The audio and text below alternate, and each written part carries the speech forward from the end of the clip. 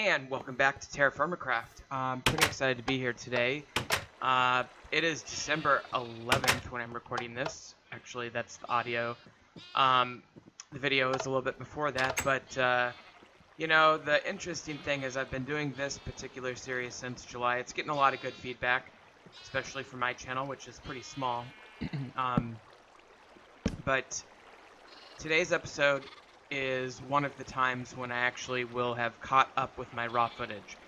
Oftentimes I just kind of go through the motions and I record a whole bunch, and then by the way, I'll come back to that. I am taking these logs. I think I put 16 of them in there. This is the last step to firing your clay oven. Now, I did my clay oven back in a previous episode called I think it was like cooking with TFC or something. It was episode 13, if I recall, where we basically took clay pieces made out of 6 clay, or basically a clay molded into the bottom kind of chunk of the clay. So we took a bunch of those. We, I think you should. This is all on the Cooking with TFC wiki, but you shift right click that down, I think, and then you have like 9 pieces, and after you lay a couple pieces, you have to put the sand in there, and then you finish it up. Then you have to wait 24 in-game hours for it to harden, and then you have to fire it. And I didn't, at episode 13, I never fired it, because I was waiting for it to harden, I guess, or whatever, so I'm just getting around to that now. So I put 16 logs in there just now, and I lit it on fire with the fire starter, and it is now firing. But anyway, going back to what I was saying, gosh, I hardly even remember what I was saying. I guess, oh yeah, it's about the raw footage. So typically I would just record a bunch of episodes in a row, and then at that point I would go back through, edit them, and publish them one by one, and sometimes I'd kind of have an overlap where I'd be a few episodes ahead of recording. This episode today marks the first time in a while that I've been caught up. This is the last of my raw footage, so it's very fresh, and the next episode is going to be even fresher, because it will be recorded, edited, and produced a lot more quickly than the normal process would be. Okay, so I'm cutting ahead a little bit here, and so there's going to be a couple projects we're going to be working on today. Obviously, the clay oven issue is one of them, the whole baking bread in that oven. Another thing I thought we might try doing a little bit of today involves if we come over here, well, you know, let's just focus okay, let me clarify. We are definitely going to be doing baking, and I'm going to spend a lot of time early on that. I'm also wanting to get some graphite going, because that would help us with some other stuff. Just taking a look at the map here, I've got a lot of places explored. I may want to go down at some point, because there's a couple of things that I still need. I need cows, and I need chickens for sure, and then maybe a couple of other fruit trees, I don't know. The mushrooms seem to be growing okay. I could probably do a little bit more systematic job growing those mushrooms if I had a large sort of dark dirt chamber somewhere underground, perhaps. I could use transparent blocks, perhaps, to prevent enemy spawns. Just using those bottles, enchanting, to gain some levels there, might as well. I mean, but you can use those for levels, and you can save those if you ever die. You can quickly restore your level back up to where it was. Okay, so we're down here. These mushrooms are doing pretty well. Could have sworn I had more, but okay. Yeah, I think that one must have spread. So that's something that we might want to think about expanding. Should not have done that. That actually might cancel out the multi-block. Well, still says it's icy in here, so that's that's fine. So I'm just checking these for degradation. I'm gonna cut this out actually. I'm just grabbing some grain is the main thing I'm doing. So skipping ahead here, I've got some nuts and some grain, and I am actually back over by my blacksmith now. Figured I'd make sure these pigs are fed. Actually, they are, and one's pregnant. June 4th. That'll be a few months from now, so we'll have a group of baby pigs to work with in a couple months. But here we are in the Stonemason shop. We did a little bit of work on this in recent episodes, but I thought I might actually try to make this into an actual build today a little bit. So I'm putting some signs up to differentiate the types of stone that I'll store in these various chests. Now we'll probably need a lot more space than this for stone chests, but it's a good start, and especially for ones that we're going to have a lot of, like marble. It's important that we start storing that. So yeah, just a little basic sorting will go a long way here. And we do need to, we probably need more wood in general for this build. But I think I'm going to go ahead and just do miscellaneous in this chest. Hopefully that'll be enough to keep us going for a while anyway. But like I said, we'll probably have to expand at some point. Maybe I'll expand deep into the mountain rather than to the sides, but we'll see. But let's go ahead and do some work to expand and solidify. This is supposed to be a stonemason shop, and if you kind of if you do any research or look around and look at stonemasons in the Middle Ages, you know, you're gonna see things where they basically have just a flat area with tables that they're hammering away at stone, and they, you know, this shop maybe exceeds that scope a little bit, but what I really need to do is make it so I can have, you know, 4 or 10 people, you know, whatever the number, in there banging at stone. So I'll need some tables probably. But oh, by the way, you can store sticks in bundles. I'm not sure if I showed that on here, but see that in the bottom of that chest there was a bundle of sticks. Those are cool. You can just put sticks in a grid. It's kind of like compressed dirt in regular Minecraft. Anyway, I'm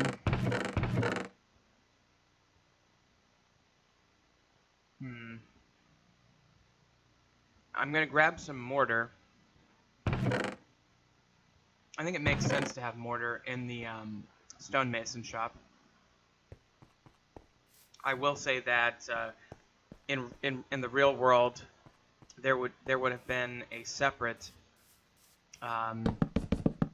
place where mortar was made, and it was probably outside the castle wall. You know, so you know, we can have some lime water and mortar here, but you know, we might want to think about having a specialized mortar production facility somewhere in the castle or slightly outside. Almost always it was made on site, meaning they didn't truck it in, they always made it on site. And so we have plenty of lime water here, and again, to make mortar you just use sand. You put sand in it, and you get quite a bit for the sand that you put in there.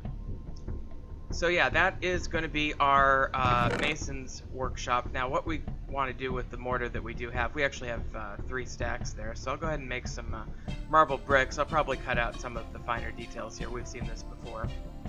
And then let's do some building, huh? So I'm going to cut here.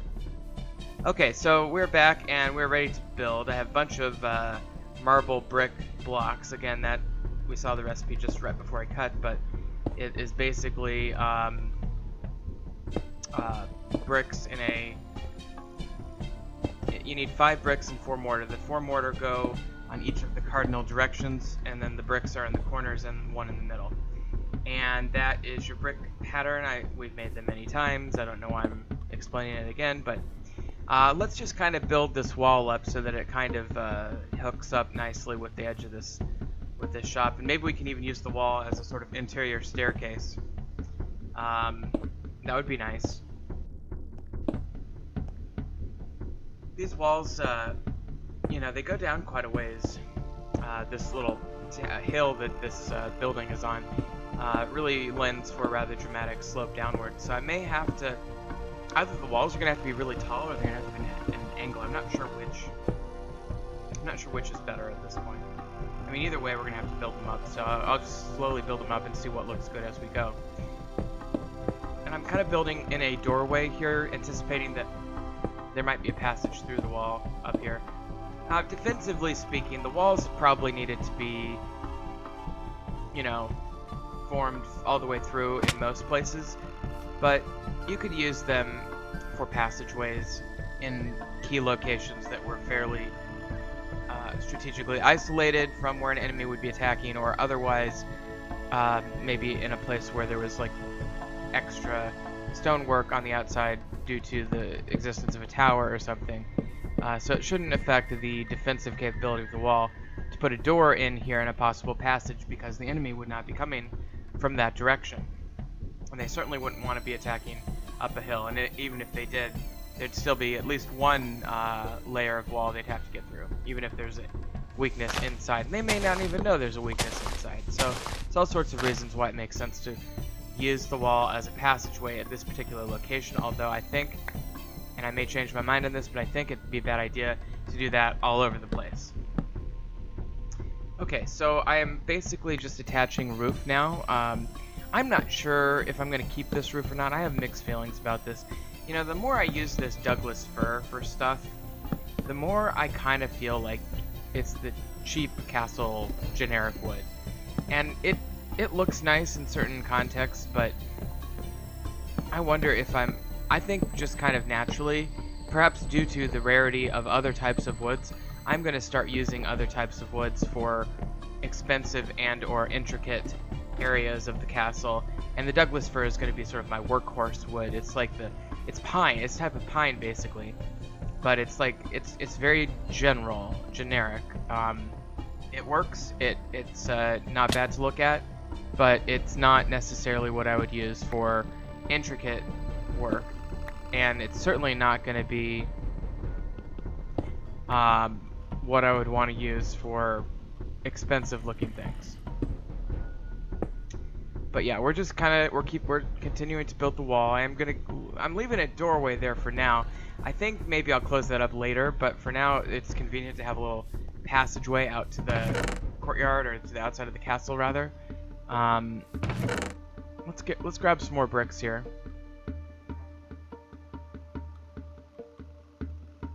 And then we'll use our mortar and just finish off this mortar.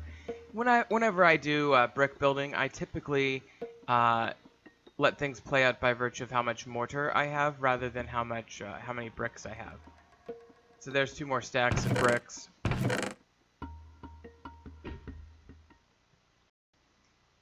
Yeah, so with these 2 stacks of, well, I guess more than 2 stacks of bricks, let's go ahead and do a little bit more work on the walls. You know, these walls are going to be, I guess the issue is this is going to kind of turn into a tower, so this wall is going to run right into that tower. There's also this little section of wall over here, and by here I mean the opposite direction that I'm facing, over on the near side of the, yeah, right over this way here, where there's like a little bit of an overlap section where there are more places of the wall than there need to be. So I'm not sure what I'm going to do with that, but let's kind of make this into like an entrance. And we'll get rid of all this dirt that we don't need, because this honestly just looks ugly. I mean, it's important to have grass in places, but not here. So if I kind of make this into a wall area, and that looks nice, and then this is what I'm talking about, this little area here, like this wall, and then the wall is over there. So I'm going to need to figure out what I'm going to do to connect that wall going over there. But we'll use these bricks to finish out the main part of the structure here.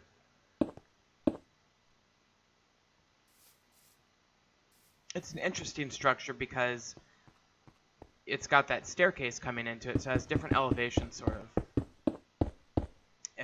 you come in from a top elevation and you get lower. But the truth is, there's a lot of repetition to this process, and so it is a little bit, it's just something you gotta sit down and just get done, you know?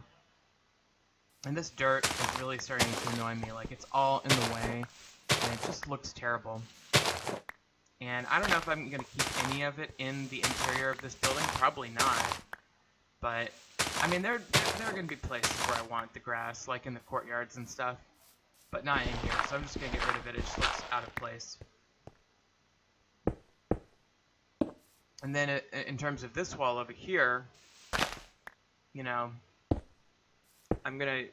let's start kind of sloping it down so we can get down there. Let's just kind of do this. Maybe this will be just the rampart on top of the wall that I'm building here. I don't know. I mean, I hate to waste bricks on parts of the wall that are not going to be visible. And I think for filler now, I think in terms of realistic filler for castle walls, because they actually did a similar technique. They would put good stonework on the outside of the wall, and then they'd use kind of, you know, filler. They would literally use stone filler, but it would be stone, not dirt, typically. So there is a certain element of realism to what we're doing here, but I suppose the best equivalent that we could use here instead of dirt would be, I don't know, cobblestone, I guess. And we could do that. We have plenty of marble, but the truth is nobody's going to see most of the filler. And frankly, the main reason I'm even using filler as opposed to just leaving it hollow is to prevent mobs from spawning. And I guess if there were a collapse or something, we'd have a better foundation. But mostly for mobs. Cutting ahead, we're back here now. So I just finished that building, or finished doing a little bit of building. We're back here at the oven, the clay oven. Now, previously we had finished a task by firing the oven by placing wood in it, turning it on for a second, or for 4 game hours, that is. And at this point, we're going to try cooking. Now, we had trouble turning this wheat quest in earlier, and I'm going to assume that's going to be the case now. But we do have some wheat grain, and I am going to go ahead and process that. So in order to process the wheat grain, first you have to lay it out on the floor, not like that. You click on the floor. I can't remember if it's shift or regular right click, but and you get the straw byproduct there, which is really nice.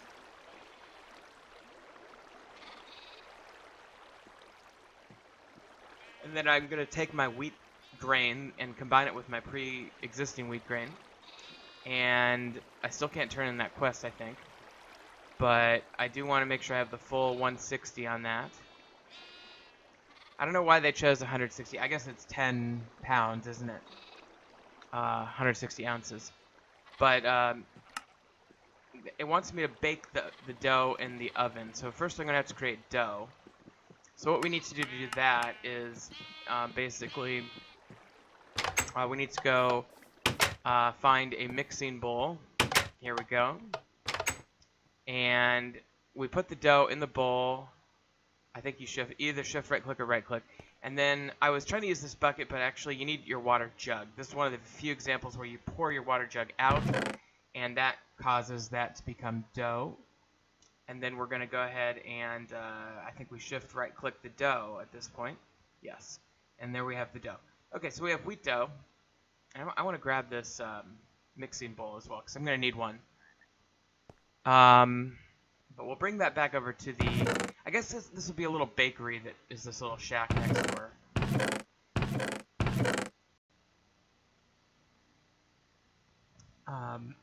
But yeah, I'm just kind of actually putting some things away real quick. But yeah, I think this is kind of a bakery, don't you? I mean, it's got the baking oven, and it's got the... I guess I really like that window ledge I made. It's not really a window ledge, it's just a ledge. But what we do is we simply place the bread there. We actually can... It's a entity now, so it's not... You don't have a GUI screen. You simply click it right into the furnace, Then you put some wood in. I think you have to put either 16 or 8 wood in, and then you light it with a fire starter. In the meantime, cutting ahead, I am going to make a food prep table in this bakery. It's a little crammed in here. I'm also going to make a quern, even though in real life we wouldn't do this. A quern would have been used by individuals probably, but first of all, a mill would have been used by a community probably. And even if you had, so a quern is the just hand grindstone. A mill is a grindstone attached to a wind-powered turbine. But even if you had the ability to mill flour, you wouldn't mill flour in the same building that you baked the bread in. You would only do that if it was like a single-family home, which I guess that could be. Maybe it's a home rather than a bakery. That might actually make more sense because it has more of the dimensions of a home. A medieval home would have been a little bit more rustic than this even, so I don't know. Well, we'll kind of do it organically like we always do. I'm having the strangest problem concentrating tonight. Like, I will start talking, and then I'll just, like, stop talking for, like, a minute at a time, and then I don't even realize I've done that until afterwards. I have to re-record the audio.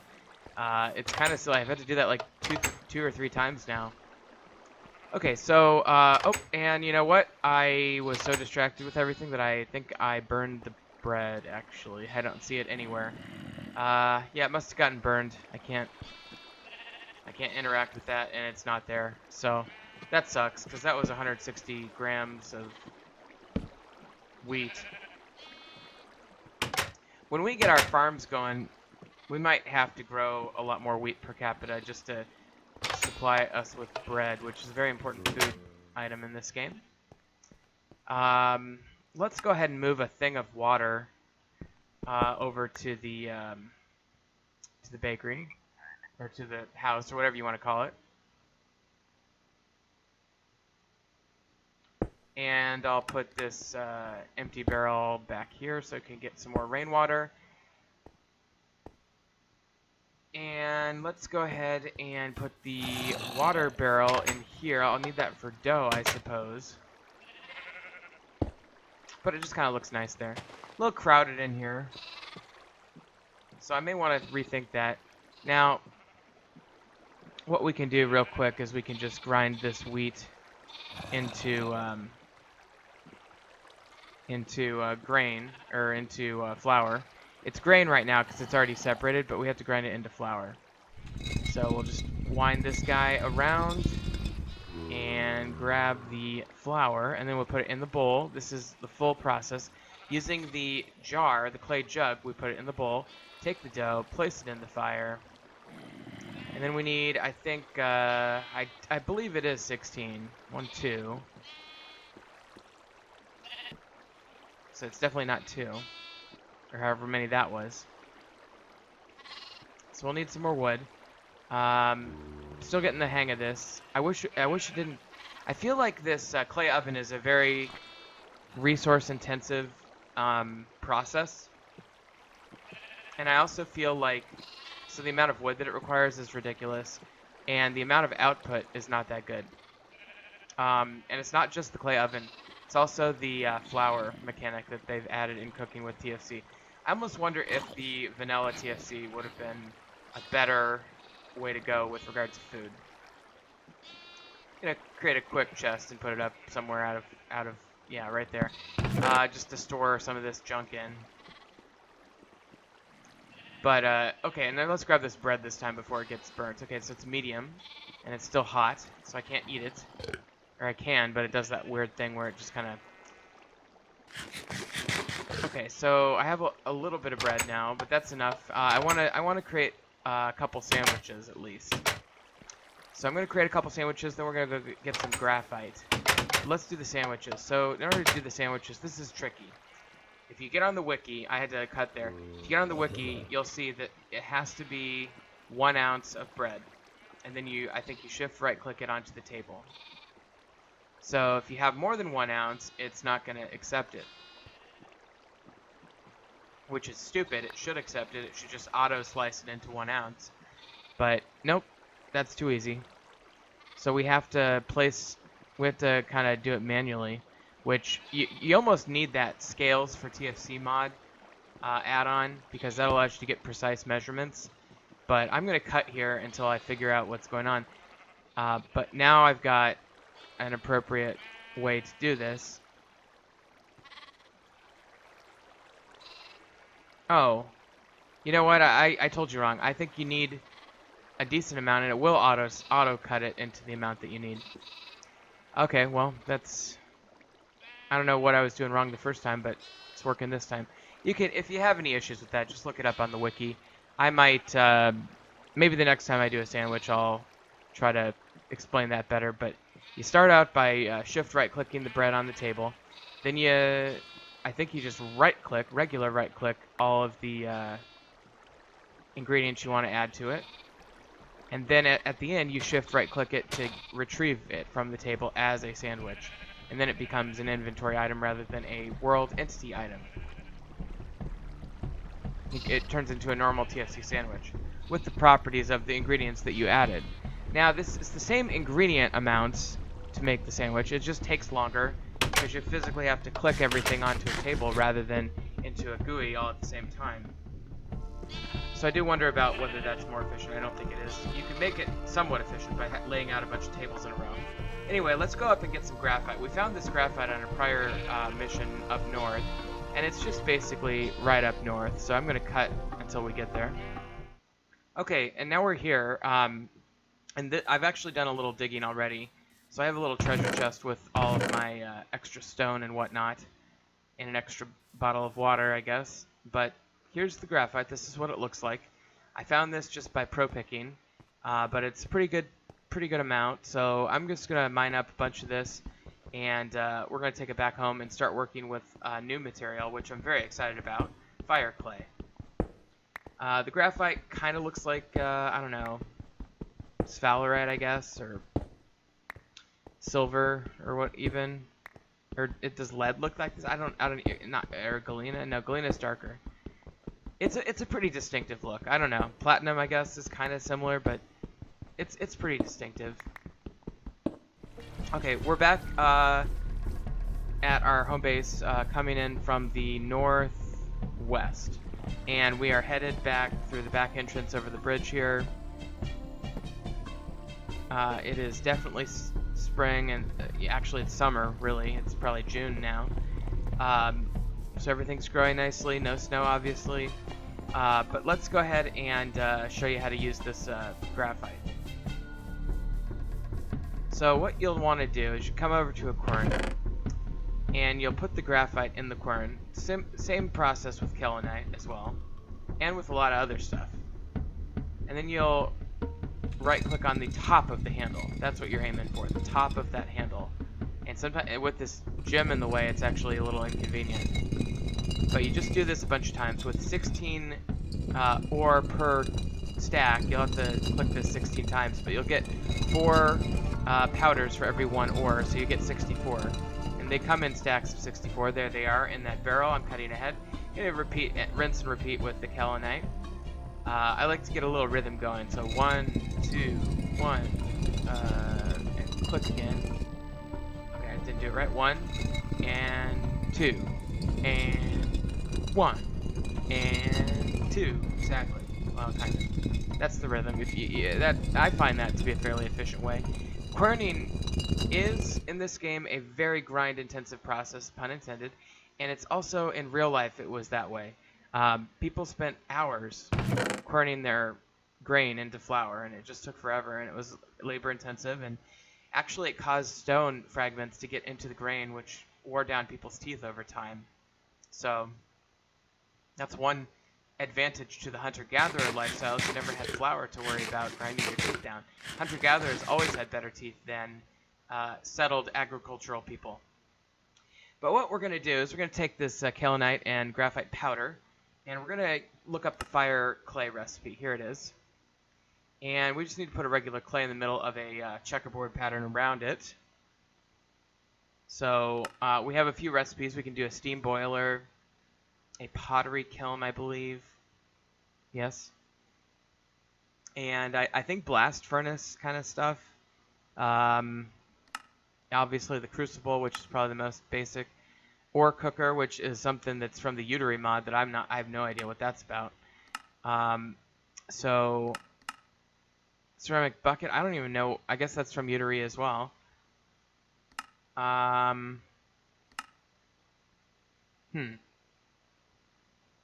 So there's pottery kiln. There's 2 pottery kilns. There's a dinner plate from Bibliocraft.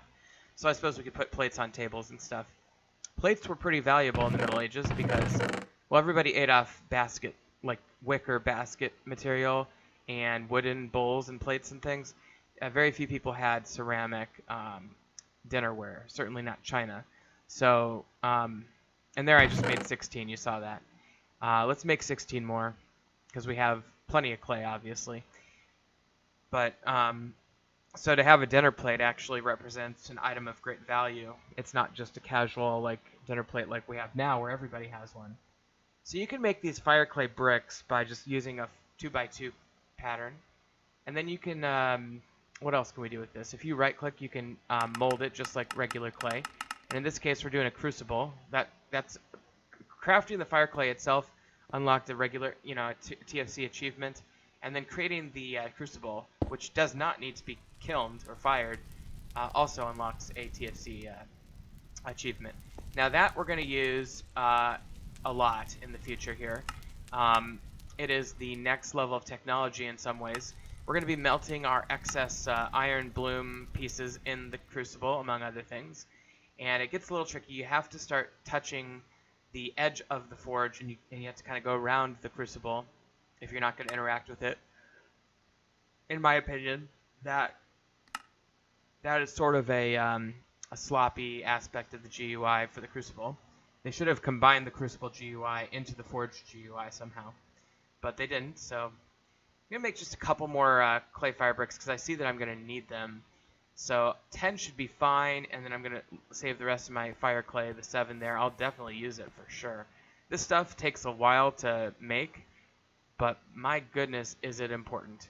And then for the remainder slot there, I'm just going to use clay and make another couple of ingot molds, just to, you can never have too many ingot molds. Go ahead and get these lit up and going here in the fire, in the pit kiln. This episode is about to come to an end. So, we did some cooking with the TFC clay oven there. Again, you have to build it, and then you have to let it harden for 24 hours, then you have to fire it by putting, I think, 16 wood in it, after you take the sand out, by the way, and then light it, let that fire for 4 hours, and then you can cook with it. You have to separate your grain, you have to quern your grain, and then you have to place the grain in a mixing bowl on a food prep table with a jug of water mixed in. Then you pull out the dough, you place it in the fire, and that is how you cook. And then, in addition to that, we also got some graphite, so we're in the fire clay business now. We'll go ahead and get this lit up. And we'll wait for that to finish. And I think next time, we will probably go ahead and start figuring out what we want to build with that fire clay in terms of probably a pottery kiln, which may mean we have to make a pottery building. I guess it would be a ceramics building or a tile working building or something. Medieval tile working was a major industry, and tiles were used on floors a lot, and to some extent on roofs as well. So anyway, if you've been watching, thank you very much. I really appreciate it. Glad to be caught up with my videos finally, and we'll see you next time on TerraFirmaCraft.